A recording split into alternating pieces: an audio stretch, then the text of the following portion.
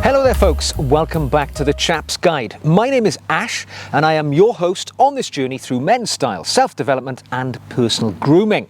So today I'm going to help out a viewer who has written to me with a conundrum he has about what watch to enter into his watch collection next. And what a joy it is to actually have a question like this, to ponder, to research and to think about and give you my views.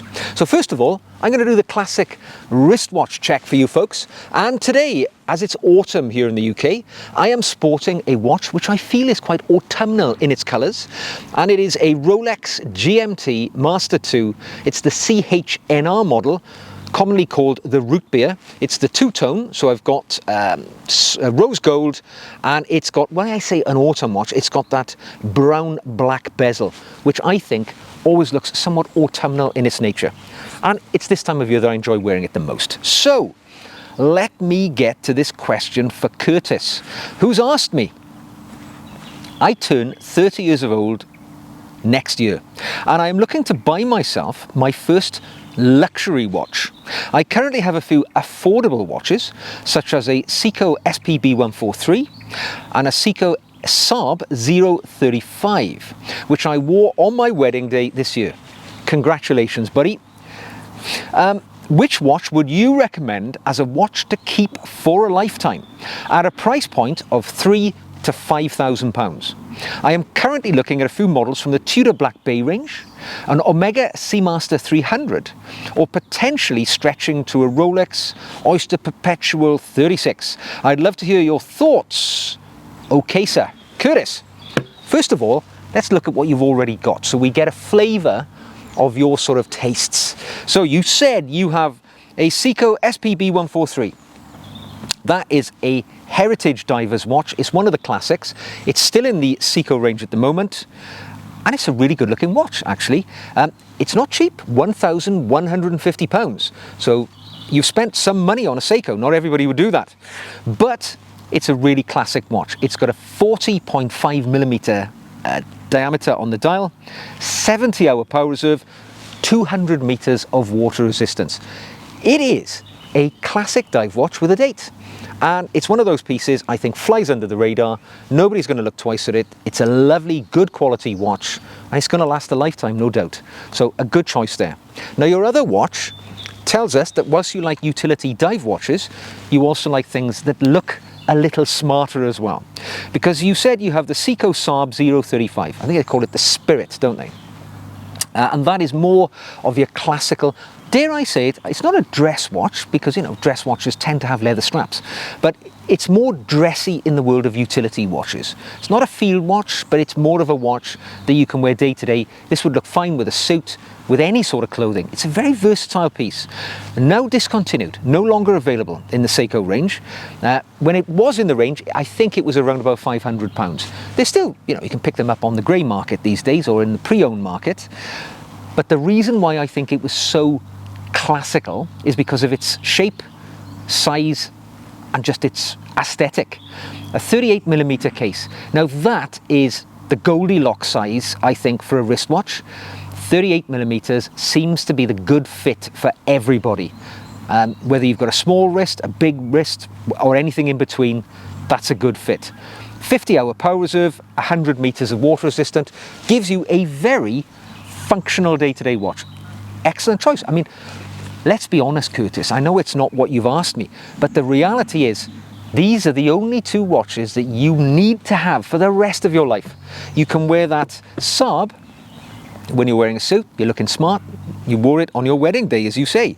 It was the watch which will have a memory for you forever, and it will probably see you out in a lifetime as long as you have it serviced, but that is all you need. The dive watch, day-to-day, functional, whatever you're doing, outdoors, in the pool, you've got it all nailed. But I understand where you're coming from. We all come to a point in life where we think to ourselves, luxury watch. It's not, if it's not now, it's never. And I came to that point later than you. It took me longer to get to that point where I had the funds. But I was in my mid-40s, and I started to think, if I don't buy something special now, I'm never going to. And eventually I did. So I get where you're coming from.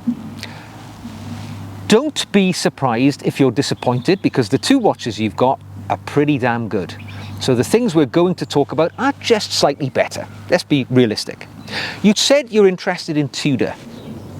Judging by that, the SPB 143, which you own, the dive watch, your Black Bay choice is probably a good route to go down. Now for me, I've picked out 3 watches from the Black Bay range which sing out. Because your watch diameters that you already own, 38 and 40 millimeters effectively, are, you know, of that size, I've picked watches which I think marry that category. So the Black Bay 54, the latest, or one of the latest Tuda Black Bay range to enter the collection, I think that is a very lovely classic watch of a great size, 37 millimeters. It's got the classic sort of heritage looks. It would be a great day-to-day wearer. My reservations there, is it too similar to your Seiko SPB 143? Possibly so, I would suggest. But if I was going for a Tuda Black Bay range, or Tuda Black Bay from the range, I wouldn't go down the 58 route.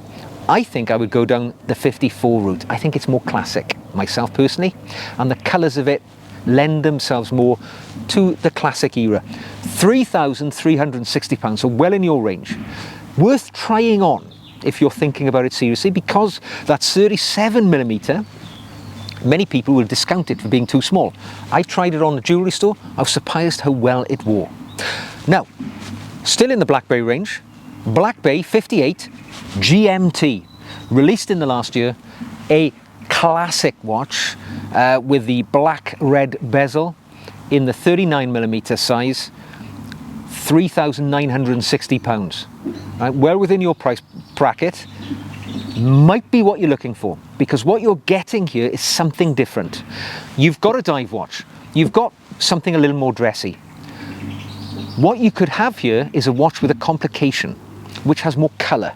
So it's not a dive watch, it's not a dress watch. It's effectively a world traveller in essence. It's a GMT. It gives you the ability to track a different time zone. It's also got the date on there, and it's in a very good price point, and it brings a splash of colour into your collection. Now my initial thought is this might be perfect for you. Give it some thought. They are in short supply. They're not knocking around in huge numbers, so they may be hard to get hold of, but definitely give it a try. Now staying with the Black Bay range, one last watch, the Pelagos 39 titanium watch, £4,040 at the moment. I mention this one because it is different enough to merit consideration. 39 millimeters, well within what your standard sort of watches seem to be. Titanium material, different for you. Looks slightly different, feels slightly different. The watch head itself, it's got that sort of sunburst dial as well. It is a different watch. It's not like a heritage diver. So if you like the divey aesthetic, this is different enough to be worth meriting consideration. But for me, in the Black Bay range, for what you're already sporting on your wrist, maybe the 58 GMT is where you want to go. Stepping outside of Tudor, you mentioned Omega. You mentioned the Seamaster Diver 300. What can you say? That watch is one of the most popular, probably the most popular watch within the Omega range. It is a little outside your budget at £5,600. It's also a little larger, 42 millimeters. And this for me is the Achilles heel of the Seamaster 300 in that 42 millimeter size. I find it too big, right? For me personally, I've got a 6.5 inch wrist. I'm happy to wear a 40 millimeter watch all day long, but that 42 just feels a little clumsy on the wrist. Worth trying it on. And it's a fair bit more money actually, £600 beyond your price bracket. But if Omega floats your boat, give it a try. I mean, you know, whole volumes of videos have been made on the beauty and the practicality of the Omega Seamaster.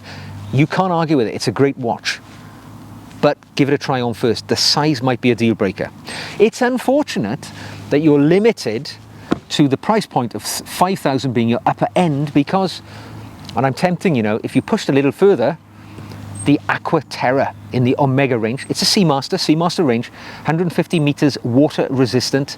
It is really beautiful, lovely bracelet, lovely dial colors. They've got the Shades collection, which have a whole swathe of interesting colors.